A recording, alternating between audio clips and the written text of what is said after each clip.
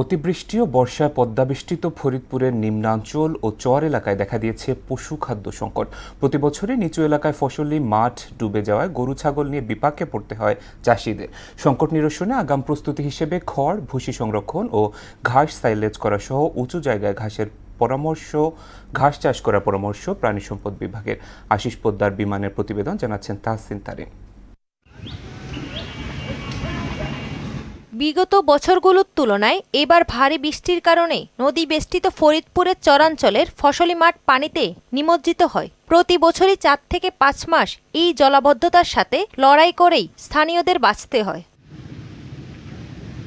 আর এই সময়টাতে গবাদি পশু নিয়ে তাদেরকে চরম ভোগান্তিতে পড়তে হয়। পশুপালনে বাড়তি খরচের পাশাপাশি খাদ্য অভাবে পশুর ওজন কমে যায় বলে জানায় খামারিরা। বৃষ্টি এবং বর্ষা, এই জন্য ঘাসের খুব অভাব হয়। ঘাসের অভাব, তার রোগ মোগ হয়ে মেলাই তো মরতেছে। সব জায়গায় পানি, আর তো পানির ঘাস খাওয়ালে তো গরু ছাগল সেই হয়, তার মরে যায়। বন্যার কারণে আর কি গরু ছাগলের অসুখ বিসুখ বেশি হয়।